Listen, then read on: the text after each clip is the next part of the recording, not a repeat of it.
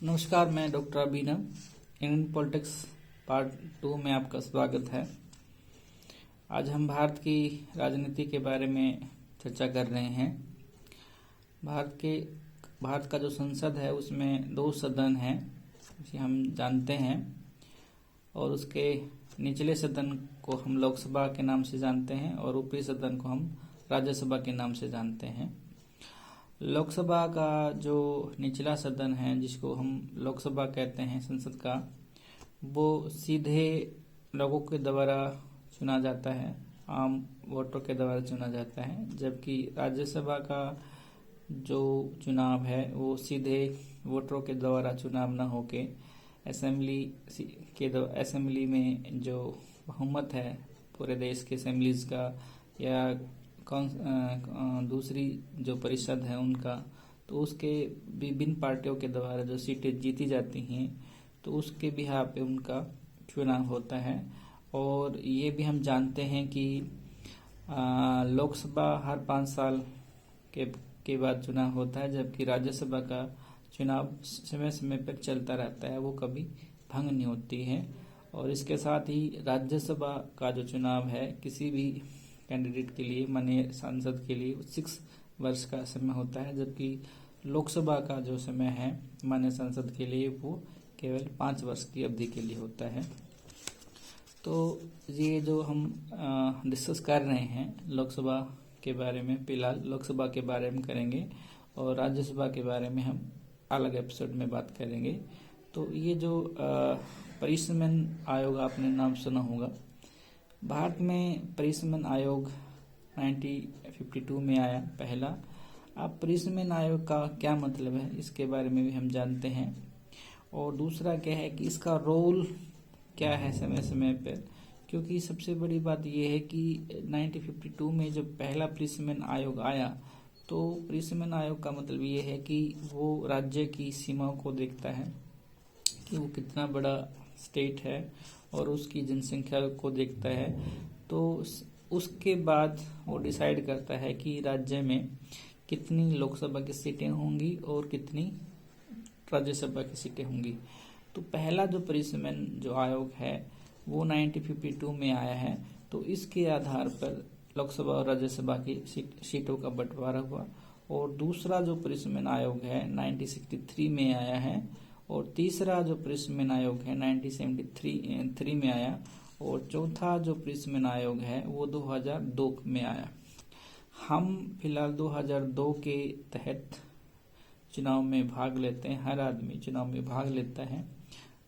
और ये 2002 का जो परिसमन आयोग अधिनियम है वो 2008 में लागू हुआ है, और इसके तहत ही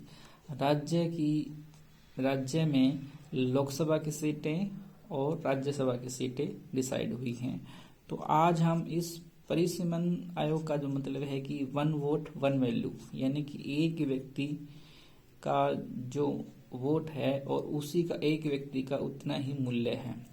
इंडियन डेमोक्रेसी में सबसे अच्छी बात ये है कि हर व्यक्ति की एक वैल्यू है, चाहे वो व्यक्ति गरीब है या अमीर है, लेकिन वो भारत का नागरिक है। और इंडियन कॉन्स्टिट्यूशन ने उसको 1 वोट 1 वैल्यू के सिद्धांत पे उसकी वरीयता दी है। सबसे बड़ा जो देश का जो नागरिक है वही सबसे बड़ी देश की संपत्ति है। इसके अलावा इस देश में दूसरी चीजें मायने रखती हैं, चाहे वो किसी भी टाइप की आप चीजें आप मायने कर सकते हैं, लेकिन भारत में सबसे पहला जो व्यक्ति है और उस व्यक्ति को जो राइट मिला है वोट का, वो 1 वैल्यू और 1 वोट, वो 1 मूल्य के निर्धारित किया गया है। तो इसी के तहत ही परिसमन जो आयोग है आगे बढ़ता है, यानी कि सीटें घटती भी हैं और सीटें बढ़ती भी हैं। सीटें घटने का कारण ये है कि राज्य का जो बंटवारा है, जैसे कि बहुत सारे स्टेट हैं तो अलग अलग डिवाइड हो गए हैं। जैसे एक स्टेट में डिस्ट्रिक्ट डिवाइड होते हैं, तो राज्य में भारत में राज्य डिवाइड होते हैं। तो अगर राज्य डिवाइड होगा तो उसकी सीटें भी उसमें कम हो जाएंगी। ठीक है। तो परिसमन आयोग 2008 के तहत हम राज्यसभा की सीटों को न लेते हुए लोकसभा की सीटों का एक बार विवरण देखते हैं। उसी के आधार पर आप देख सकते हैं इंडियन पॉलिटिक्स में कि हर स्टेट की अपनी वैल्यू है। जहां सीटें कम हैं और जहां सीटें ज़्यादा हैं, तो जहां सीटें ज़्यादा हैं तो उस वहां पे पॉलिटिकल पार्टी ज़्यादा ध्यान देती हैं, ज़्यादा कवर करती हैं और ज़्यादा बहुमत हासिल करती हैं। और जहां पे पॉलिटिकल पार्टीज कम सीटें हैं, इसका मतलब ये नहीं कम ध्यान देते हैं, लेकिन उसको भी जीतने की कोशिश करती हैं, क्योंकि प्रिस्मन आयोग में यही है कि 1 वोट 1 वैल्यू। तो लोकसभा की जो सीटों का जो निर्धारण है वो हम 2008 के तहत हम आपको बता रहे हैं कि किस तरह से है। आंध्र प्रदेश स्टेट में अभी 2008 का जो प्रिस्मन आयोग लागू हुआ है उसमें 42 सीटें आती हैं आंध्र प्रदेश में। अरुणाचल प्रदेश में 2 सीटें हैं, असम में 14 सीटें हैं, बिहार में 40 सीटें हैं, छत्तीसगढ़ में 11 सीटें हैं, गोवा में 2 सीटें हैं, गुजरात में 26 सीटें हैं, हरियाणा में 10 सीटें हैं, हिमाचल प्रदेश में 4 सीटें हैं, जम्मू और कश्मीर में 6 सीटें हैं, झारखंड में 14 सीटें हैं, कर्नाटक में 28 सीटें हैं, केरल में 20 सीटें हैं, मध्य प्रदेश में 29 सीटें हैं, महाराष्ट्र में 48 सीटें हैं, मणिपुर में 2 सीटें हैं, मेघालय में 2 सीटें हैं, मिजोरम में 1 सीट है, नागालैंड में 1 सीट है, उड़ीसा में 21 सीटें हैं और पंजाब में 13 सीटें हैं, राजस्थान में 25 सीटें हैं, सिक्किम में 1 सीट है, तमिलनाडु में 39 सीटें हैं, त्रिपुरा में 2 सीट हैं, उत्तराखंड में 5 सीट है और उत्तर प्रदेश में 80 सीट हैं और पश्चिम बंगाल में 42 सीटें हैं। तो ये टोटल मिला के 29 स्टेट हैं। तो 29 स्टेट में ये अलग अलग लोकसभा की सीटें प्रिस्मन आयोग के द्वारा दी गई हैं। इसके साथ साथ हमारे पास केंद्र शासित प्रदेश भी हैं। तो उसमें केंद्र शासित प्रदेश में जैसे अंडमान निकोबार है, उसमें 7 सीटें हैं और चंडीगढ़ में 1 सीट है, दादरा नगर हवेली में 1 सीट है, दमन और दिल्ली में आपकी 7 सीटें हैं, 1 सीट है और दमन और दीव में 1 सीट है, लक्षद्वीप में 1 सीट है, पुडुचेरी में 1 सीट है।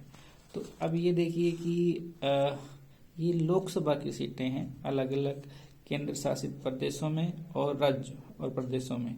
तो इसके साथ साथ अगर हम पॉलिटिकल पार्टीज की बारे में बात कर लेते हैं कि सीधा इलेक्शन जो है, सीधा जो इलेक्शन होता है लोकसभा का वो पॉलिटिकल पार्टीज के बिहाफ पे होता है और इनडायरेक्ट जो इलेक्शन होता है वो राज्यसभा में होता है। एक बार हम ये भी देख लेते हैं कि संपूर्ण भारत में, जैसे कल के एपिसोड में हमने बातचीत की थी कि कुल कितनी पॉलिटिकल पार्टी हैं, उनके नाम हमने नहीं बताए थे, लेकिन आज हम नाम बता रहे हैं कि भारत का जो चुनाव आयोग है उसमें हमें कोई भी पॉलिटिकल पार्टी रजिस्टर करवानी होती है और भारत का चुनाव आयोग जो है वो आपको एक सिंबल देता है चुनाव लड़ने के लिए और आपको रजिस्टर करता है।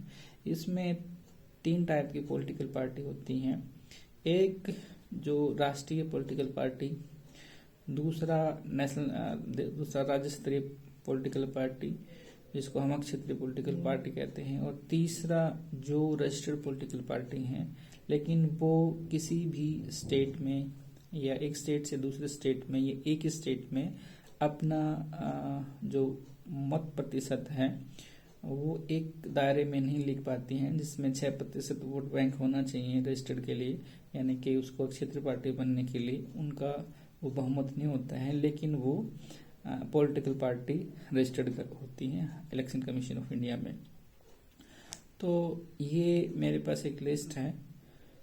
तो इसमें सबसे पहले जो है पॉलिटिकल पार्टी जो है इंडियन नेशनल कांग्रेस, जिसको 28 दिसंबर 1985 को रजिस्टर्ड किया गया था और इसका जो सिंबल है हाथ है, इसका ये पॉलिटिकल पार्टी है, यानी कि नेशनल पॉलिटिकल पार्टी है।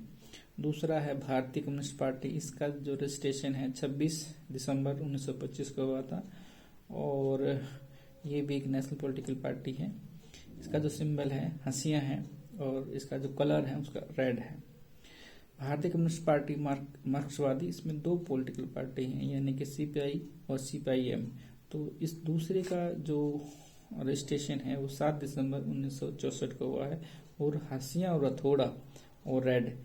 पहले वाली में क्या है कि हंसियां हैं, लेकिन दूसरी वाली पॉलिटिकल पार्टी में हंसियां भी है और हथौड़ा भी है, और लेकिन जो सिंबल है, जो कलर है वो रेड है।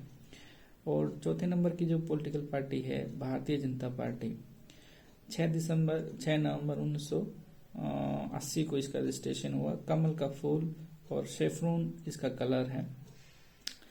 आज के दौर में भारतीय जनता पार्टी सबसे बड़ी पॉलिटिकल पार्टी है। एक जमाने में इंडियन नेशनल कांग्रेस पार्टी होती थी, तो आज जो भारत में सबसे बड़ी पॉलिटिकल पार्टी है, चाहे वो राज्यों में सरकार की हो, चाहे उसका क्या बोलते हैं रजिस्ट्रेशन वोट प्रतिशत में हो, और चाहे उसका वोटर लिस्ट के अकॉर्डिंग हो, यानी कि कितने लोगों ने उसका रजिस्ट्रेशन किया है। तो इसमें ये भी है कि ये इसके बारे में ये भी कहा जाता है कि ये विश्व के सबसे ज्यादा रजिस्टर्ड कार्यकर्ताओं की पॉलिटिकल पार्टी है। उसके बाद बहुजन समाज पार्टी 14 अप्रैल 1984, हाथी इसका निशान है और ब्लू इसका कलर है, यानी कि ये भी एक नेशनल पॉलिटिकल पार्टी है। टीएमसी 1 जनवरी 1998, फूल और घास और कलर है इसका हरा। और राष्ट्रीय कांग्रेस पार्टी 10 जून 1999, घड़ी इसका सिंबल है, प्रशांत नीला इसका कलर है। नेशनल पीपल पार्टी 6 जनवरी 2013, बुक इसका सिंबल है और हरा सैफरान इसका कलर है। आम आदमी पार्टी नवंबर 2012, झाड़ू का सिंबल है, ब्लू कलर है। यानी कि देश में फिलहाल 9 पॉलिटिकल पार्टी हैं और इसके साथ साथ बहुत सारी पॉलिटिकल पार्टी हैं, जिसमें हम 2900 के आसपास हम पॉलिटिकल पार्टी देखते हैं कि 2900 पॉलिटिकल पार्टी रजिस्टर्ड हैं। तो इसमें हम ये देखते हैं कि इस एपिसोड में केवल 2 ही चीजें देखेंगे कि भारत की राजनीति में लोकसभा की जो कुल सीटें हैं परिसमन आयोग के तहत जो निर्धारित की गई हैं, और दूसरा इसमें क्या है कि राज्यों में लोकसभा की कितनी सीटें हैं वो एक बार हमने इसके बारे में डिस्कस कर लिया है। और तीसरा ये है कि इसमें से अगर पॉलिटिकल पार्टी अगर कोई बनती है तो उसका सबसे बड़ा एक अहम रोल ये होता है कि एक स्टेट में उसका, एक स्टेट से बाहर उसके 2 स्टेट में आपका 6% वोट बैंक होना चाहिए। तो इसमें से जो अभी काउंट हुई हैं तो किसी भी स्टेट में 9 पॉलिटिकल पार्टी होगा, किसी एक स्टेट से 2 स्टेट के बाहर उनका 6% से वोट बैंक, पूरा टोटल वोट बैंक उसका काउंट होता है, तो उसको हम नेशनल पॉलिटिकल पार्टी के रूप में जानते हैं। मुझे लगता है कि आज की जो सूचनाएं हैं आपको जो मिली हैं उससे आपका आगे बढ़ने में सहायता मिलेगी और भारत की राजनीति को समझने में को अवसर देंगी। आपने सुना, इसके लिए आपका बहुत बहुत धन्यवाद, शुक्रिया।